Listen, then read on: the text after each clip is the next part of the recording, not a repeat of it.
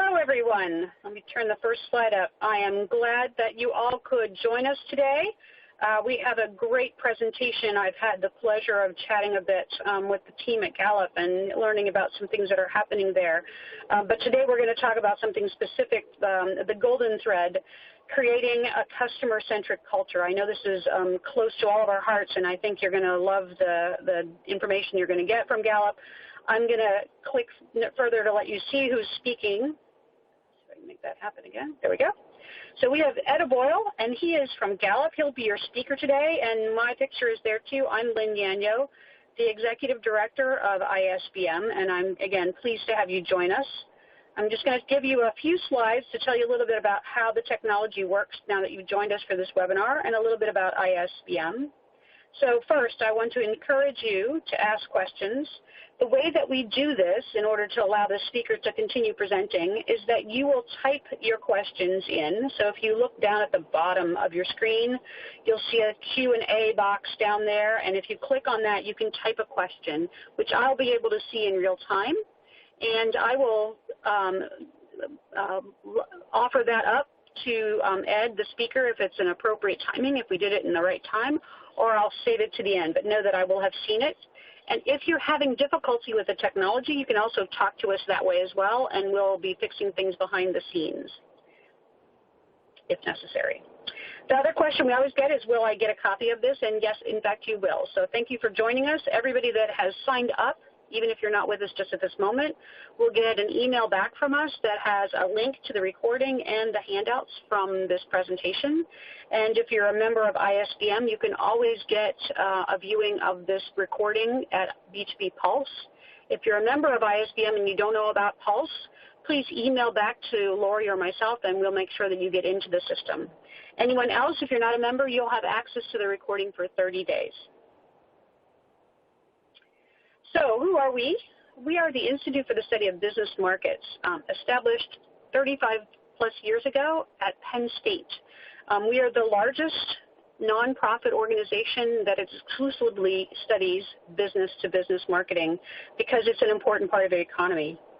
Our business leadership team includes myself at the top, and Rand Mendez, who helps us with our member services, Gary Lilligan, who manages our research directions, Becky Williams, who's just joined us for education, and for a long time, Ralph Oliva, who is still with us and managing our member services as well.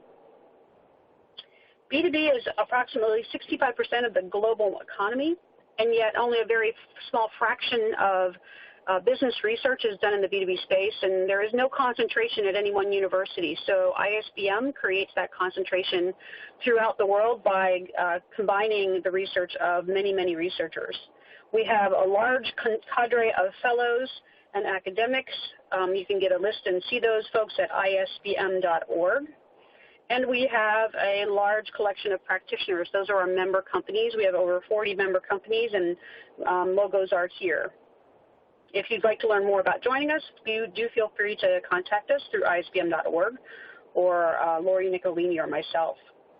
We create a lot of events for our members. Our next event is the members meeting in August in Boston. It is shaping up to be quite an event, and so I hope you will put it on your calendar and plan to join us August 8th and 9th. We have a variety of jam sessions. These are one-day events on specific topics, and we are assembling one right now with Gallup on customer panels.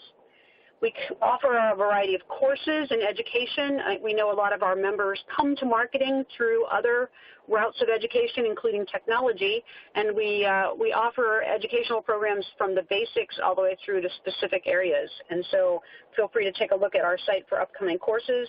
And you have joined us for our webinar, so you know about our webinar series. We put one on about once a month, and our future webinars are right there for you. So, without further ado, let me introduce you to Ed at Gallup. And Ed, I'm going to turn it over to you. I'll be on mute, but you are live, and you can take it from there.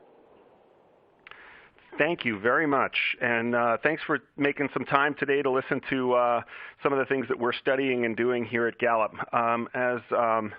As introduced, my name is Ed O'Boyle. I serve at Gallup as our global practice leader for our workplace and marketplace practices. In essence, from a B2B standpoint, Gallup is a B2B organization primarily, so we serve our clients throughout the world. And my job responsibilities are making sure that we have the latest science and advice that we offer to those clients. We take our own medicine by studying what works and doesn't work with our clients, and of course we're out doing cutting-edge research to try and understand what the future of work and the future of relationships are looking like inside of organizations. So today I'm sharing with you some of our thinking around how building a culture and building that culture of customer centricity needs to involve more than just leaders and your internal workplace, but there are lots of other things that need to be considered. But before I do that, just wanted to sort of level set with you on some of the research that we've been doing and our discoveries. Really, when you think about B2B organizations, what we're hearing from both our clients and the market in general is that unlocking organic growth in particular is really hard. We're finding that most organizations are turning to mergers and/or acquisitions in order to drive that growth, and that comes both with positives in terms of market opportunity, but it also comes with challenges from a cultural standpoint. We've also discovered in our research that a lot of us woke up this morning thinking that we were in good place with our customers, but our research says that most of our customers or clients are at risk, and I'll explain to you a little bit more about why.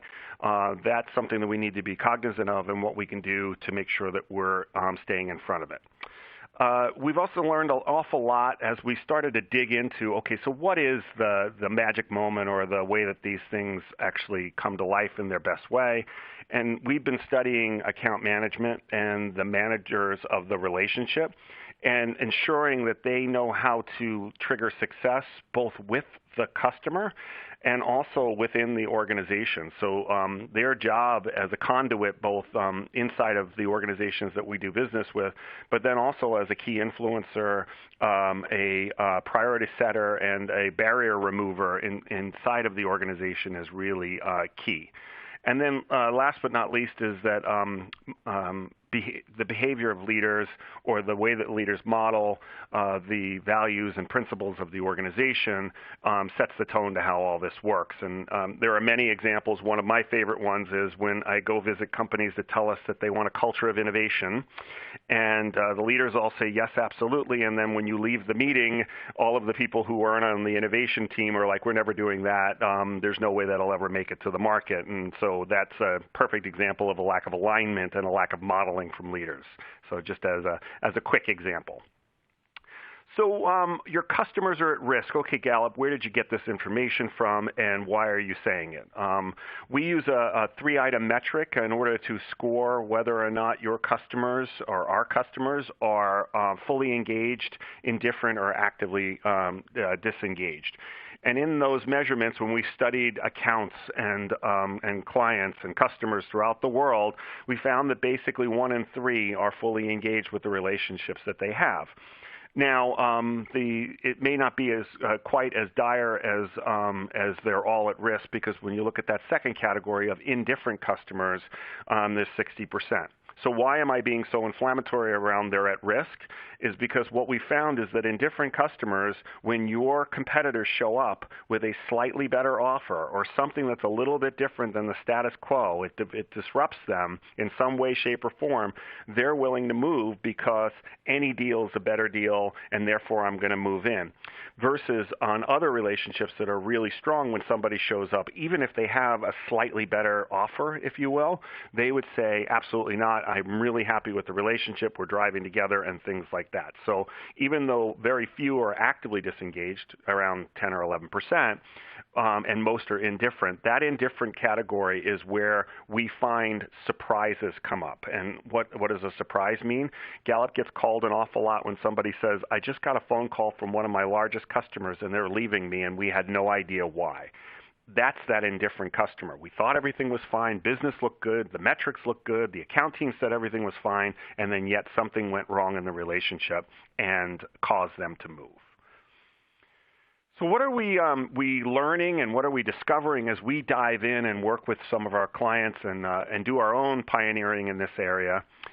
we really found four things. One is that there's an over-reliance on or an under-reliance on unbiased anecdotal customer feedback. So we really need to make sure that we're connecting with our customers, we're having that kind of conversation with them, and understanding both where we are in a current state, but also what the future looks like there. We're also discovering, and we discover this all the time, and I'm sure you're struggling with this as well, that decision-making inside of organizations is getting more and more complex. And even though we thought we got it today, there's a change tomorrow around how procurement is playing a role, what role that the actual influencers play, the buying center tradition, although structurally right, decision makers and influencers and users are all critical to the way that purchasing decisions are made, and understanding the roles and responsibilities in that much more of a team sport than it's been at any other time. Most organizations, we believe, are failing to use advanced analytics.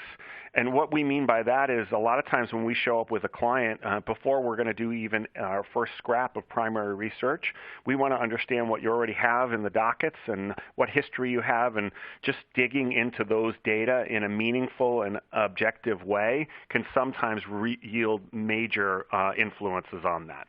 As I'll talk a little bit later about the golden thread, if you will, also understanding advanced analytics and projecting into the end users in the market, so not your customer, but perhaps your customer's customer or your customer's customer's consumer, and really understanding what the dynamics of the industry are and the purchasing patterns can help all the way back at the beginning, and I'll talk a little bit about that when we're going there. That's all advanced analytics that we're discussing there.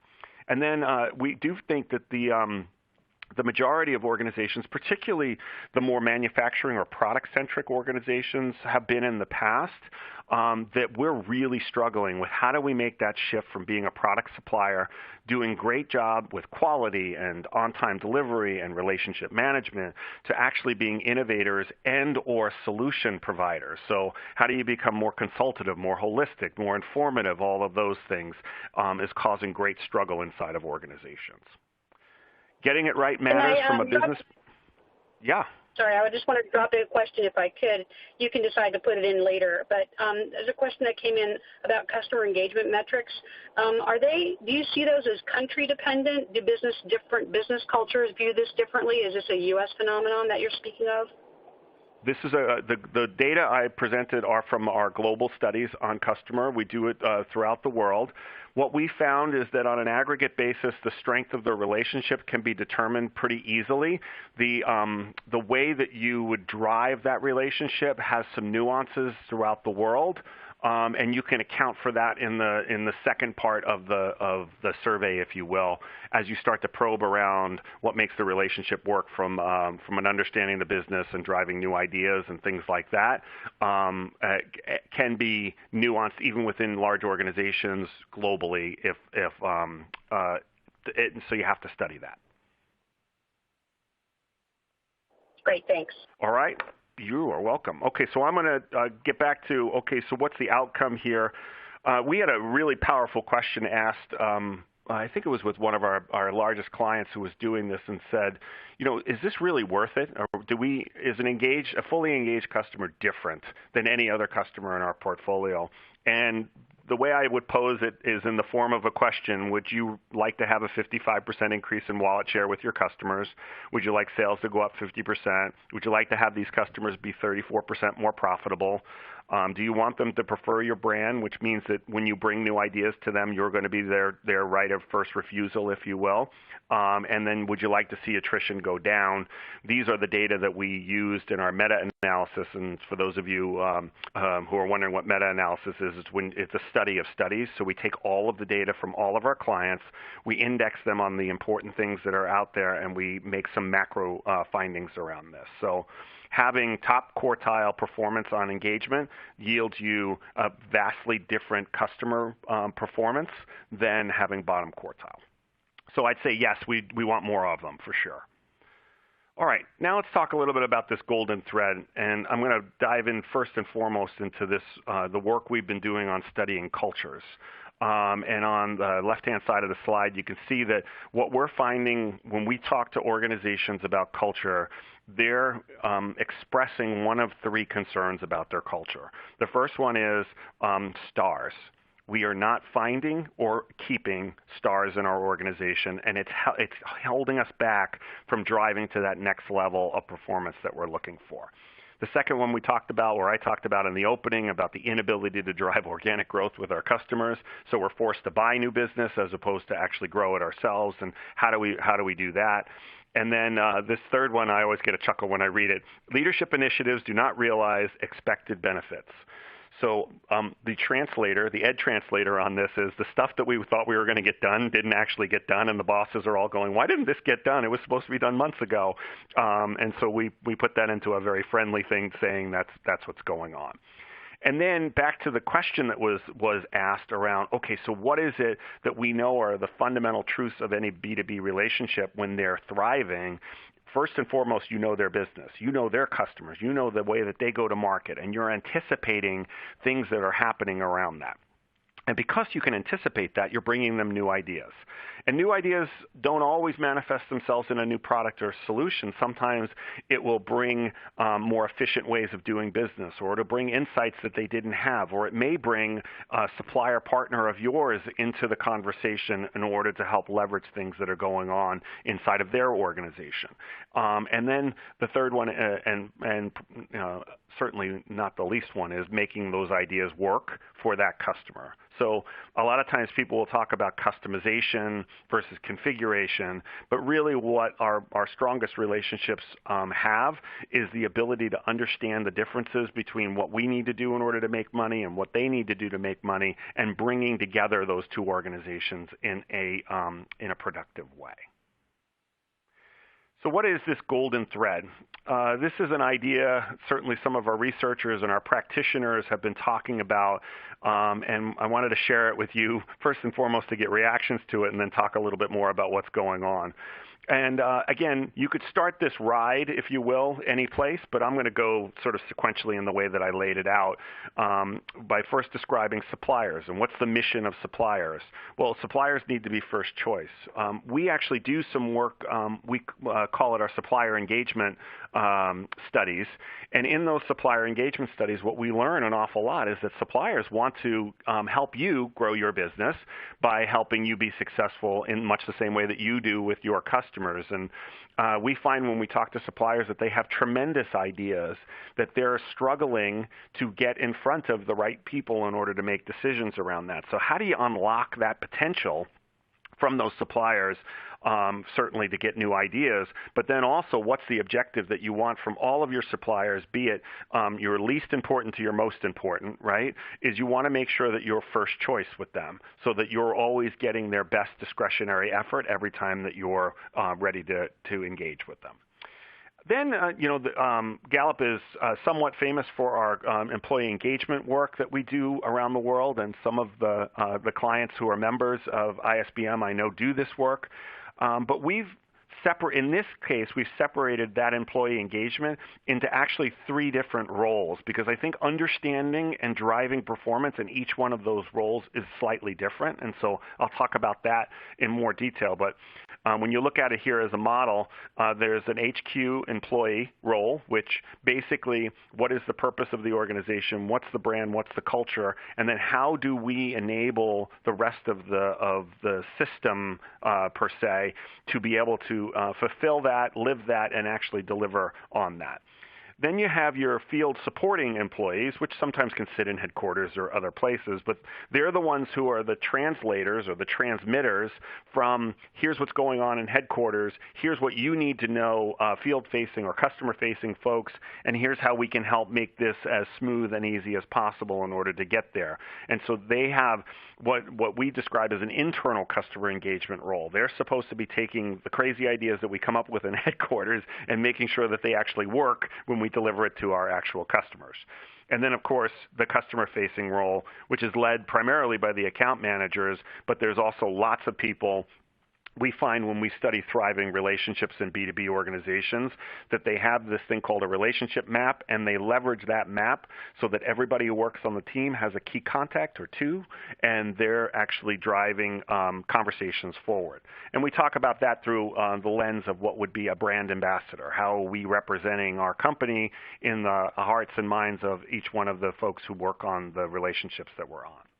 Then, of course, you've got your actual customers themselves and understanding retention and growth with them. What will drive that? What are the risks there? How do we make sure we're managing that? And then lastly, making sure that there is external influences. And it was interesting because the first time that I actually presented this model to a client, they said, because I talked about the customers, so driving that through, and they said, well, that doesn't include market risks or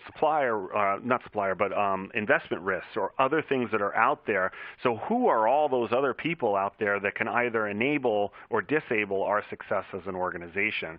And that is all about your reputation and your brand. And so if your brand is out there and it's strong and desirable, you can actually grow your business, weather storms, and kind of work through some things. All right, so let's unpack some of these a little bit.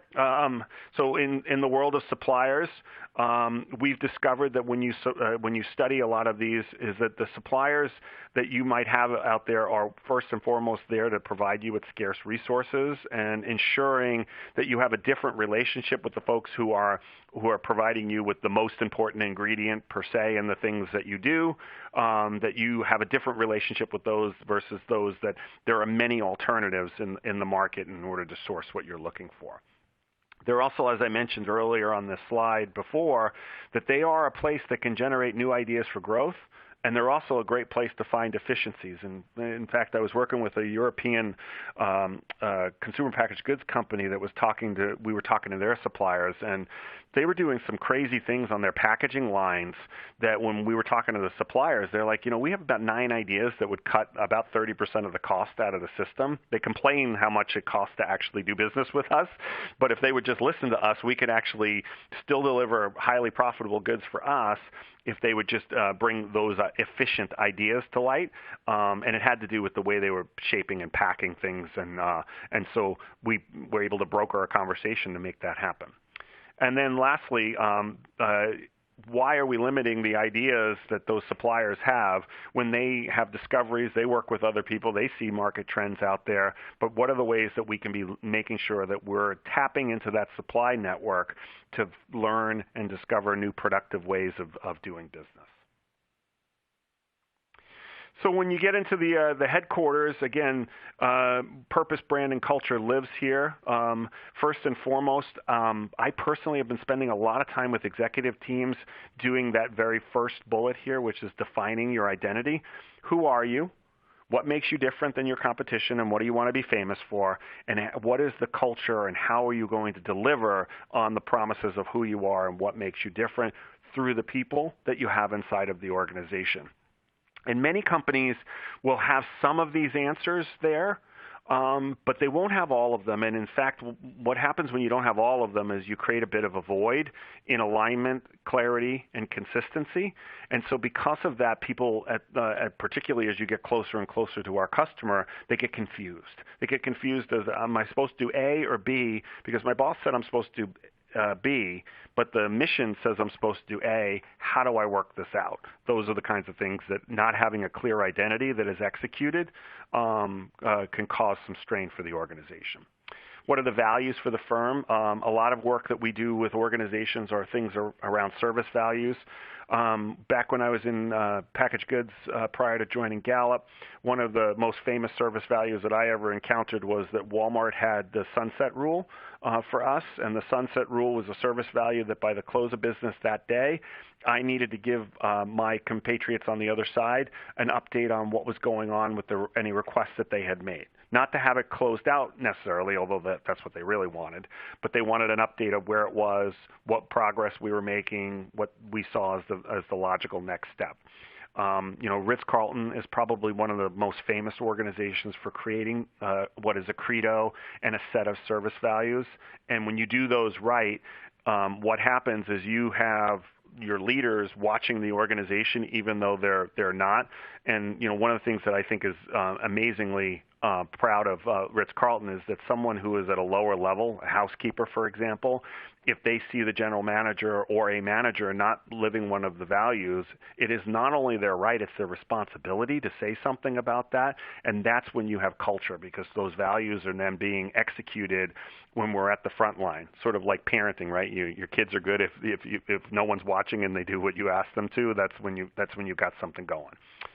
And then creating a process and system to ensure that consistent delivery of those promises throughout the organization, creating the accountability, creating the competencies or skills that the organization needs to do, creating a coaching environment so that people actually know that this is ongoing development and it's part of what the organization is supposed to be. And then last but not least is pointing these things at something. I marvel a lot of times when HR comes up with great ideas that it's missing the one ingredient, which is what's in it for the customer. How do we become customer focused in a lot of the things that we're doing? Because when you get that connection, it lights up the energy of the organization because you can see a path to actually delivering that great experience for our customer.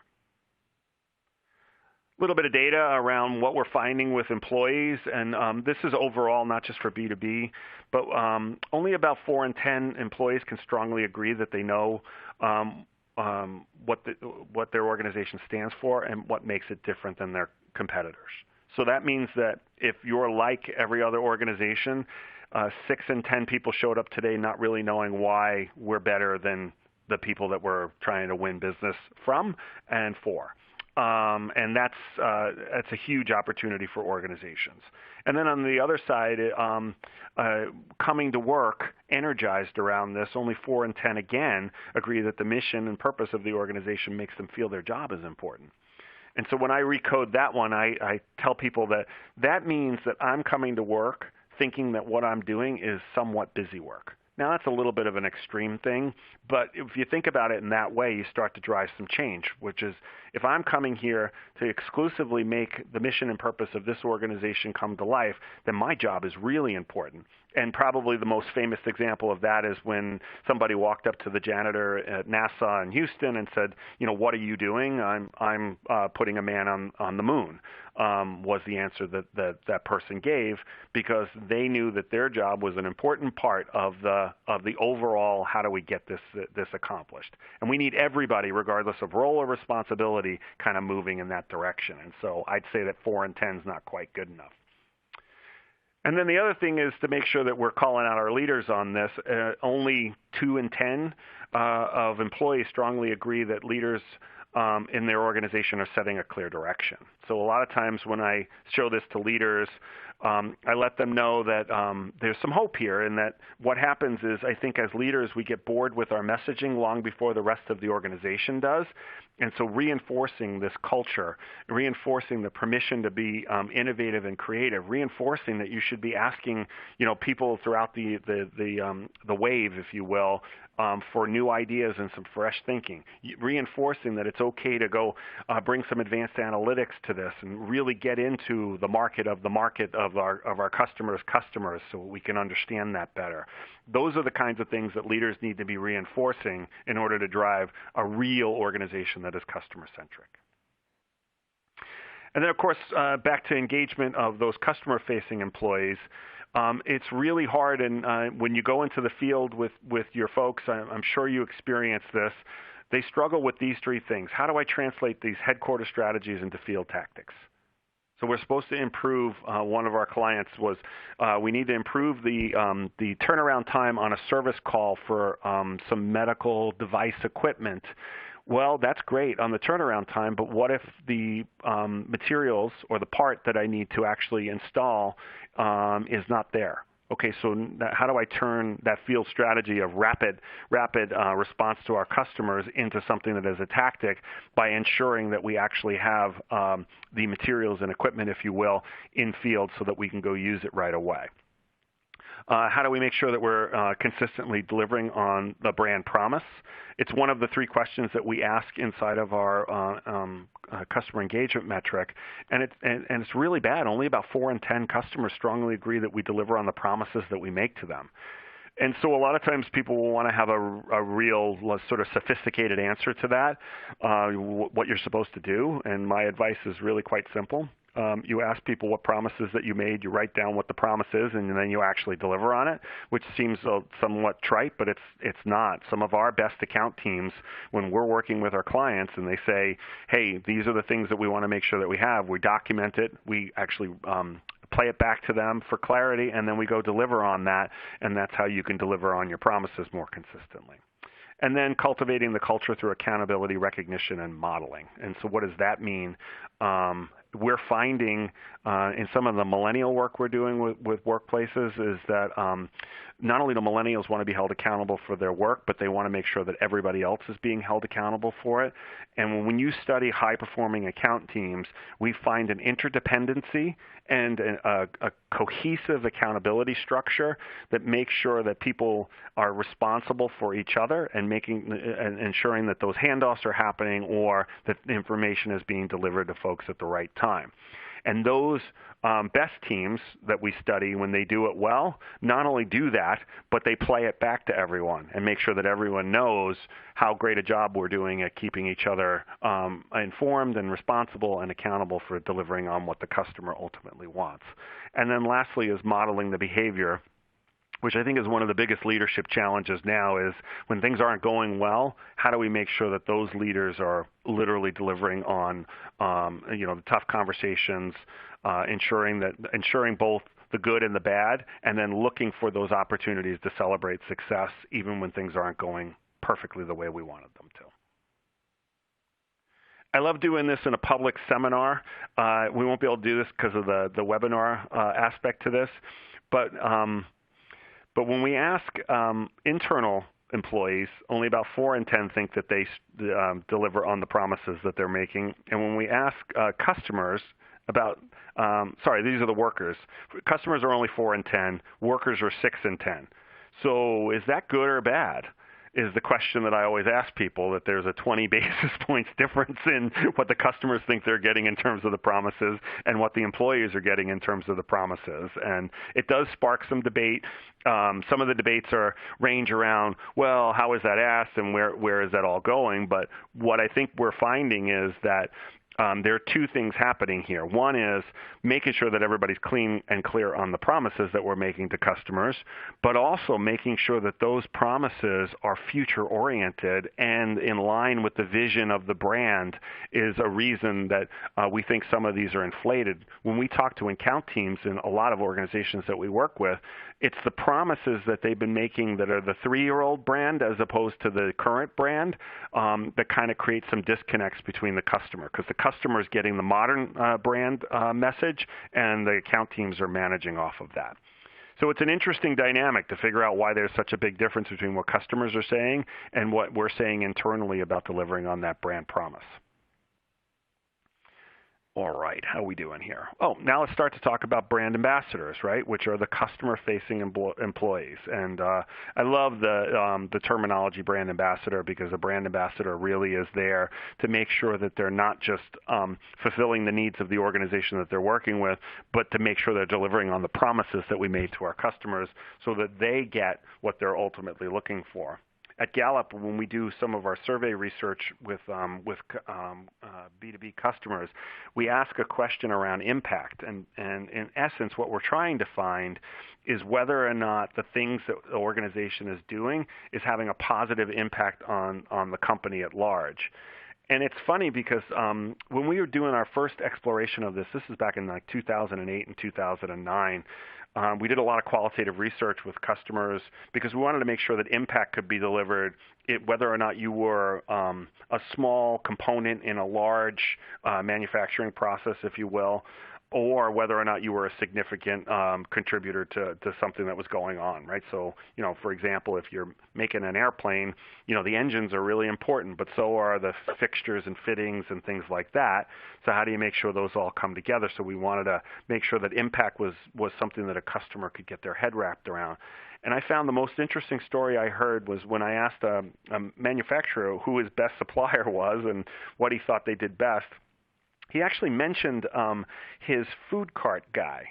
And I'm like, okay, well, tell me why they're so impactful. And he said, my employees, sometimes when there's projects or jobs that have to get done and they have to work overtime, they may not have anticipated that. And for some reason, he seemed to always know my production schedules even better than I did. And so he would show up late and he would show up, off hours and kind of at weird times.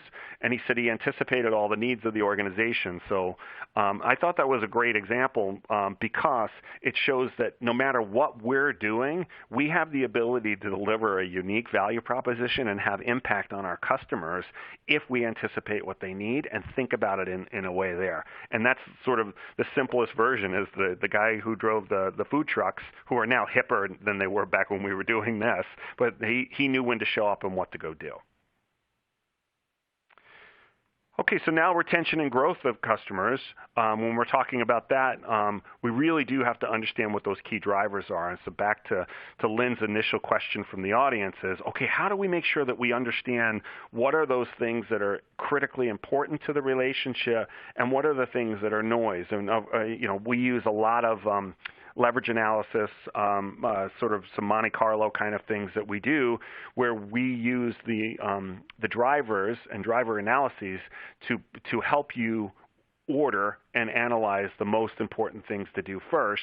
And then the nice thing is that at the bottom, there are things on the list that you don't necessarily have to do that you can either maintain or de-emphasize with customers. So frequently when we'll do a first study with organizations, there'll be a little bit of myth busting in that key driver, where people will say, I think that this drives the relationship, and we'll find that, in fact, that's, of the 10 most important things, it's like 9, and so there are 4 or 5 other things to really focus on. So it's the combination, when you understand key drivers, of what you're supposed to do, but then things that you can also a little bit decelerate or de-emphasize in order to get there. And then you have to make sure that you have that accountability and collaboration and intentionality on ensuring that you deliver on those drivers. And so it's a very interesting way to little story about this is we do, obviously, Gallup does our own customer engagement, and I had an account leader call me up and say, hey, I think one of our best performing accounts from the measurement standpoint and from a business standpoint is cheating. Okay, great, this is pretty serious. Let's close the door. Tell me more about it. And the person said, yeah, here's what they're doing. They're going on site with the client, and they're asking them what drives impact for the organization for all of the relationships. They're actually documenting what they said, and then they're delivering on what they said. And I started laughing, and I said, boy, if that's cheating, I'd just like everybody in the world to start cheating exactly like that, because that's the mission, right? Find out what drives the relationship, maniacally focus on it, and over-deliver on it, and you're going to have an engaged customer. So delivery on those drivers is really important. Then there's a feedback mechanism. Sometimes Gallup gets criticized a little bit because we focus so much on the frontline associates who are delivering that moment of truth, that we don't sort of hold those headquarter folks and leadership accountable, and sometimes people misinterpret that we think that they don't matter. And I could tell you that couldn't be further from the truth. It's the frontline's job to make sure that they're feeding organizational system constraints and opportunities back up the chain, if you will, so that the headquarter employees, inventory people, supply chain people, creative people can actually try and invent new things and drive engagement from their perspective as well. So it's not just a, hey, account team, here are all the things you have to do. It's how do I feed back or create good communications so that the headquarter folks know that they have areas of responsibility that they're driving as well. And then the last thing is, and this is something we've also discovered in our full engaged customer studies, is that a lot of times those fully engaged customer are out there and they're ready to grow. But when we talk to them, they're like, yeah, we're ready. We'd love to talk to somebody about the new idea that they're cooking up or anything that they've got that they think we should be doing differently. we actually have to schedule that meeting and do it and drive performance there. So just because somebody is fully engaged doesn't mean that they're going to ask you to bring more business their way. You actually have to show up and ask them for the business. We have a B2C client who has this problem too. They have extraordinarily high full engaged customers. And when we ask, well, why are you not recommending these products and services? They're like, well, we shouldn't do that because that would be impolite. And I said, well, if the product is supposed to solve a need for them and you have it, it's actually disengaging not for you to make sure that you're looking out for their best interest in order to make them that offer. You don't have to make them buy it, but you do have to make them aware of it. And so sometimes we just miss that last piece of the puzzle.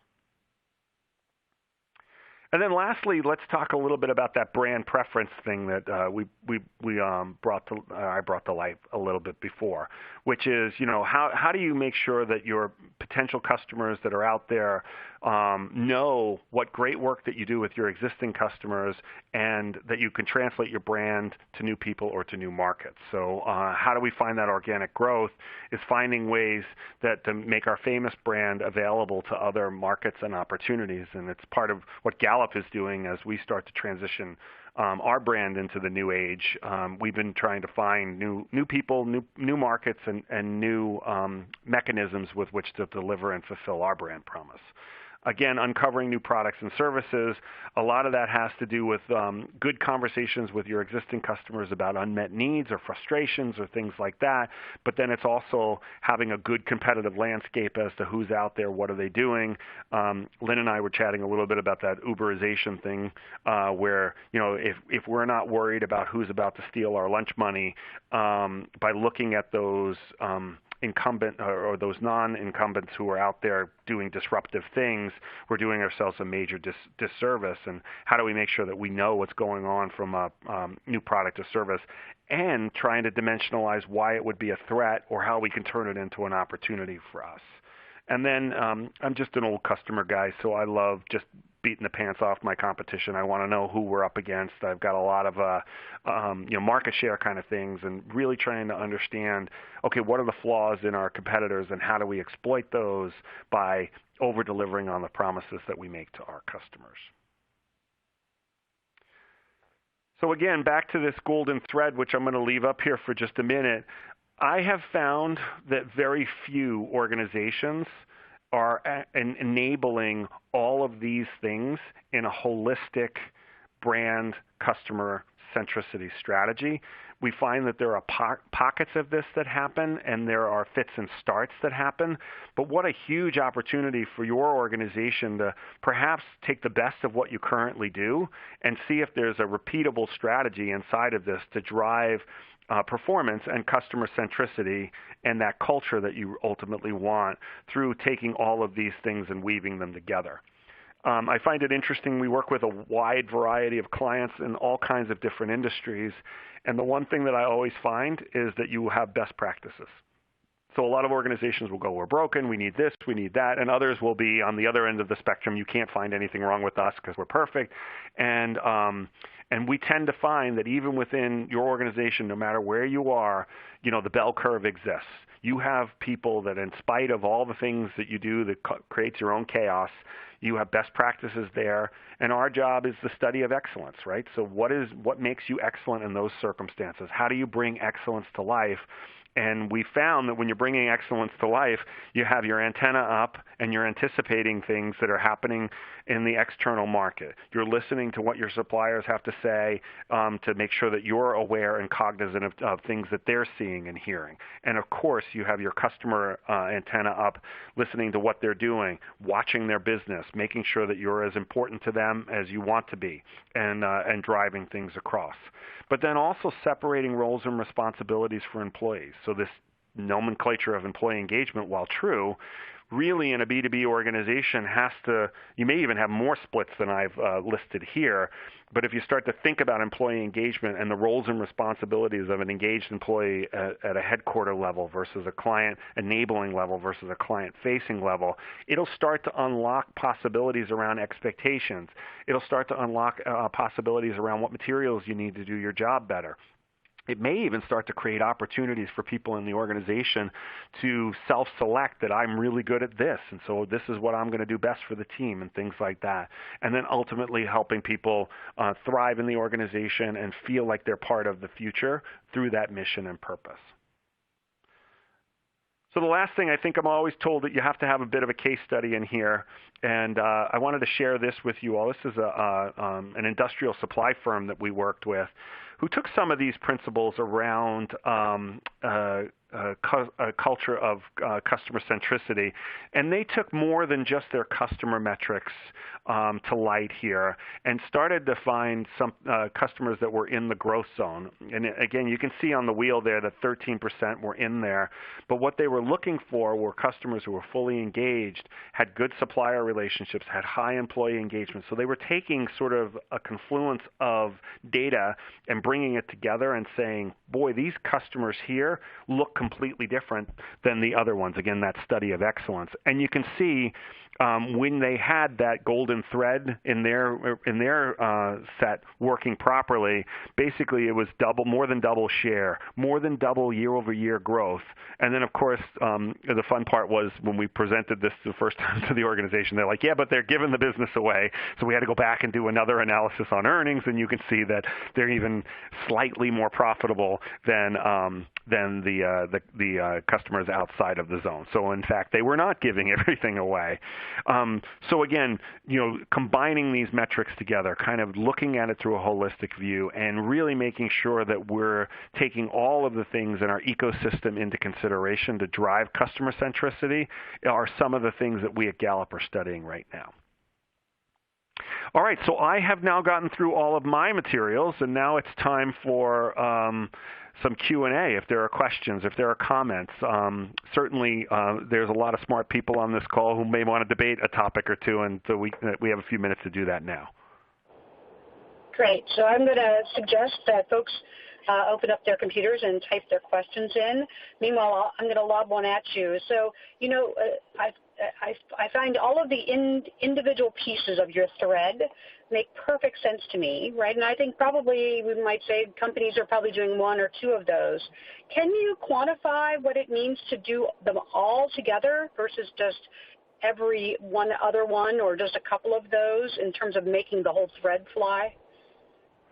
So I think what you're asking is what's the organization's capability to tie these all together, or are you saying what happens when you tie them all together? Yeah, so I'm asking, is there a unique synergy with all of that, or is it just additive, each of those pieces? So, you know what, I don't know if we've actually done the additive non-overlapping study on all of these components together. But we do find that every one helps to inform the other. And we know for a fact that when you have an engaged employee taking care of an engaged customer, that you'll see a 240% improvement on those customer outcomes that you're looking for, which is exponential over one versus the other. But one of the things that we're finding, though, Lynn, is that everybody's doing some of this in pockets in isolation, in silos. No one or few have started to take this, and again, that's that analytic thing, taking all of the data and trying to make sense of all of those data together, as opposed to looking at them as individual threads, but literally tying them together into a tapestry. That's when you start to punch above your weight class, because you're taking all of these things into consideration as an analytic approach.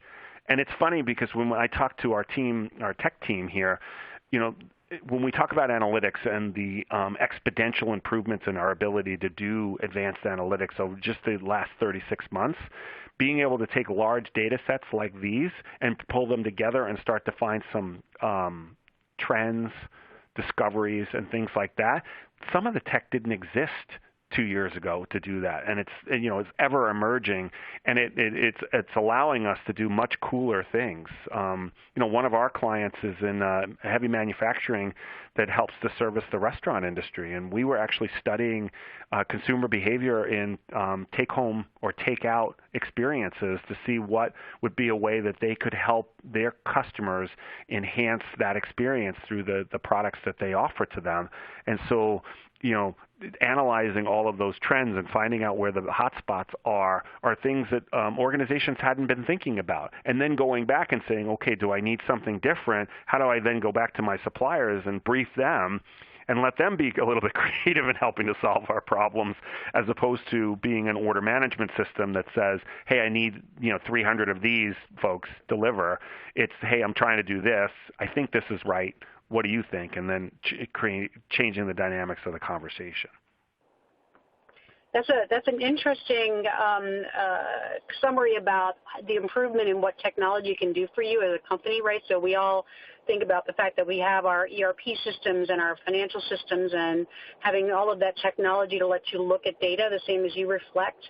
But what you're looking at is really interestingly different, right? So yes, I could make a much more efficient order entry system, fewer keystrokes, more likely to deliver, but we forget to look at watching the customer's customer in the field and figuring out how can we save their few steps. That's where real money is, right? So fascinating view of this.